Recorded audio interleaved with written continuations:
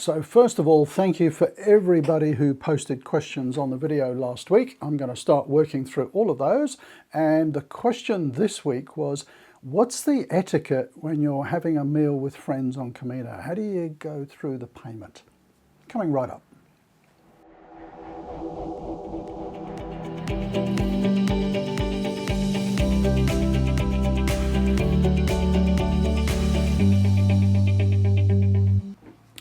So what a great question from Peter. Thank you. Peter sent about 10 questions. And thank you everybody else for all of your questions. I've got a lot of videos to make now to answer all these questions. So I'll probably be doing a couple of videos a week. So just a tip, and this is not some kind of marketing exercise because this is a non-commercial channel. But if you don't want to miss the videos, make sure you hit the subscribe button. That way you get notified every time a new video comes out. Try as I might, in the past I've tried to do them on same day every week and things like that, but work gets in the way and so on. So if you're subscribed, you get notified straight away when there's a new video. But anyway, back to this great question from Peter, and it was kind of, what's the etiquette when you're dining with a group? How do you split the bills and things like that, which is a really great question. And part of the reason I do these videos is to really help you enjoy your Camino, particularly your first Camino, and not feel awkward about stuff. So let's talk about this one, because you could feel awkward about it. So I'm going to talk about two different situations where you might be, if you like, funding meals with a group. The first one could be in an albergue situation where you could be cooking a meal together, and obviously there's ingredients to buy and things like that. How do you split the cost? What I would say about all of these issues is be sensitive to the rest of the group. And I mean that in a number of ways. One, obviously food preferences and what people want to eat and don't want to eat and can't eat and things like that. But also, I think more importantly, people walking the Camino all have different budgets. And look, we're all social beings. We've got our radar up. We have a sense of what's going on around us. You will get a sense from your fellow pilgrims of whether they're walking on a very strict budget or they're not, if they're at the other end of the scale of things. And I would just say be sensitive to that, because you don't want to be dragging someone out to a fancy restaurant for dinner who's on a really tight budget, unless you're going to pay for their meal, which is fine. That's a whole nother issue, the etiquette of doing that. But let's talk about, first of all, the albergue meal. None of this is kind of set in stone. There are no rules about this. We just have to use our common sense. So let's say you've met some people, you're hanging out in the albergue, and yeah, let's go and cook a meal together. I'm great at cooking bolognese or something. How does that all unfold? Well, typically, obviously someone's going to come up with the idea. Someone will probably volunteer to go and do the shopping, and then someone's going to say, yeah, I'll come with you. Someone might say, we're going to have wine with this. I'll go and get the wine. So how do you get around the sort of funding of all of this and make sure it's fair? Just kind of go with the flow is what I would say. Expect that everybody's going to chip in. So, it could happen, for example, that, somebody says, let's chip in €5 each or something like that, and we'll see how far that goes. Or somebody might say, look, I'll go and buy these ingredients and then we'll split the bill when I come back, that type of thing. So it's kind of very informal. All I would say is just kind of be sensitive to those around you and make sure it's all fair and reasonable and things like that. And obviously, if there are people in your albergue that you're kind of buddies with, or even if you're not buddies with, who are obviously on a very low budget and really struggling a little bit, it's a chance to invite them in for the meal and stuff as well. You're not going to suddenly say, chip in €5, That's not what being a pilgrim's all about. So that's kind of how things might work in an albergue. I'll give you an example. So I haven't done a lot of the communal cooking on Caminos, but I've had communal meals that have been prepared by the albergue staff, and you make a donation towards that. And one very memorable meal, it's probably one of the best meals I've had on a Camino, was at the Donativo albergue run by Father Don Blas in Fuenteroble, which is on the Via de la Plata.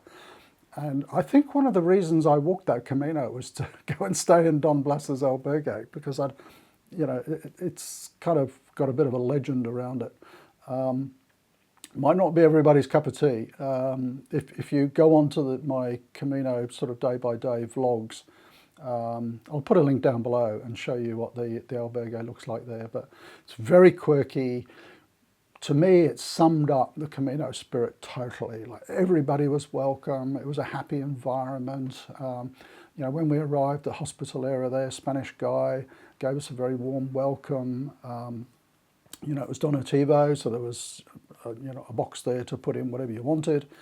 He said, "Do you want to join in the meal?" That's donativo as well. So it was, you throw something into the box. The meal, so I'm going to digress here, the meal was an outstanding example of how to create really nutritious, tasty food for next to nothing. I tell you, I should have got the recipe. I forget exactly what the dishes were, but I can remember it was probably a soup starter, which was kind of a rice and garlic and chicken stock soup. Oh, it was awesome. I had to have seconds of that. Really inexpensive stuff, but so tasty. Anyway, I'll get back to the story about paying for stuff. When we had booked in for the meal, I was there with 3 or 4 other people that I'd met along the way. I said to the hospitalera, "Is it okay if we get some wine for the meal?" Good learning point here. Again, to the sensitivities of the people around you and all the rest of it, I made a point of asking. Why? Because maybe the hospitaleras didn't really want alcohol being consumed there. I suppose, excuse me, not that it was really in the back of my mind, but there was, I think, a couple of long-term guests in the albergue who were being looked after there. Maybe they wouldn't want alcohol on the table with those people. I'm not sort of judging or anything. I'm just saying that there could be some sensitivities around serving alcohol at the meal. So I just, it's polite. Is it okay if we get some wine to have at the meal? And the guy said, "Yeah, go for it. Everybody will love that." So I start heading off down to the local supermarket, which I'd seen on the way into the village. One of the other guys I'm walking with said, "I'll come with you." The obvious message there is that I'll contribute too. And we selected a couple of bottles each in the shop and took them back and put them out on the table. And then everybody came in for the meal, and not only was the meal delicious, but they went, "Oh, and we got some wine too. Thanks, whoever bought the wine." So that's kind of how that unfolded in an albergue. I think, Peter, your question is probably more focused on what if we go out for a meal. I tend to dine out much more than having meals in albergues. Why is that? I probably stay in albergues about 30% of the time. Not many of those provide a communal meal, so it's either cook or go out, and I enjoy the social aspect of going out with other people for a meal. So how does that work? Again, I'm sorry if this appears to be waffling on, but I'm going to share a couple of examples which I think helps illustrate this. So the overriding thing I would say is that, again, be sensitive to those around you. Don't be creating a situation where people feel they have to spend more than they're able to or want to. So, it's sort of delicate, but you know what I'm saying. And generally what I would say is, when you sit down for the meal and you're, if you're ordering a Pilgrim menu and it's 14 euros per head or something, that's easy. You're going to split the bill, aren't you? And everybody can chip in 14 euros. If it's more an a la carte menu and, I'm picking some tapas and Fred's picking the chicken and someone over here is picking the pork, all different prices, get into the habit of noting when you're ordering what your meal is costing. So I'm thinking, okay, I'm having a chicken that's, pick a number, 10 euros. I'm just making this up, I'm going to have a fancy drink and that's 4 euros or whatever. And in my head, I'm thinking, okay, my meal's about 15 euros. Why do I suggest that? Because when the wait staff turn up and it's time to pay the bill, personally I think it's a little bit unfair to expect them to, there could be 15 of you at the meal. I think it's a little bit unfair of them to sort of go, well, you know, who had the chicken and you had the, okay, so your one's 10 euros. You know, who had the beef, you know, all right, so your one's 18 euros. You know, I think that's a bit unfair. So generally, you know, when I've had meals like this with others, we sometimes, you know, at the end of the meal, we'll grab the menu again, you know, and go, oh, let me just work out, you know, what mine was. And then generally, you're either chipping in the amount for your meal, sort of into the pot, or what very often happens is that one of the group might say, oh, look, I'm a little bit light on cash at the moment. To save me going to the ATM, I haven't got a card here, I'll stick it on my credit card and you guys give me the cash. You know, so there's all kinds of different ways of doing that. So that can be a good way to do it. What I would say though is, you know, kind of be fair, don't be overly stingy. You know, if I'm looking at the meal and mine comes to 13 euros or something, you know, I might round it up to 15.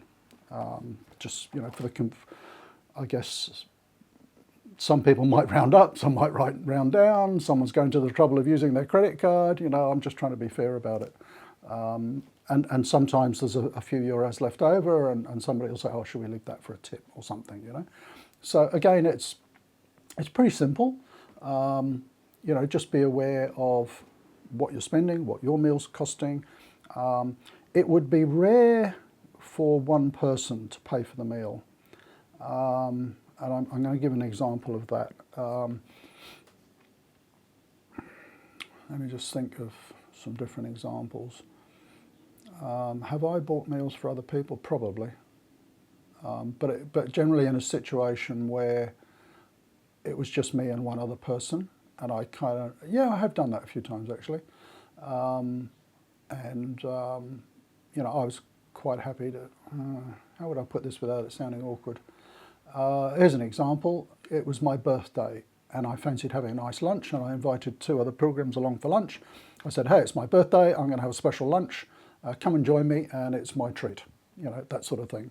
I'm sure a couple of other times I've probably, you know, said to someone, hey, I'm going here for a meal, do you want to come along? Don't worry, it's my treat, you know. So again, you've got to be sensitive to these things. You don't want to, you know, look weird or like yeah, you know what I mean. So there are occasions, so I found this on my last Camino, where one person might pay for the meal. So let's say a situation where I'm walking with 2 other people on a remote Camino, we're walking together every day, we're staying in the same place, literally in the same rooms, we're eating meals together, and a few times on that Camino, you know, the situation arose where I might say, oh look, I'll get breakfast. And then, you know, we might stop somewhere later for a snack or something, and Jim will say, I'll get this, you got breakfast.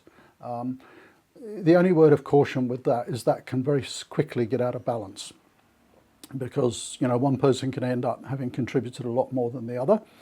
It worked really well in this instance because one of the other people was a whiz at keeping track, you know, and they would say, no, you're 10 euros ahead, it's our turn, you know, and they had this sort of mental ability to keep track of it all. I'm not suggesting that's a good way to do it because things can get out of balance, but I'm just saying, you know, that's the sort of thing that can happen. You can lose track though.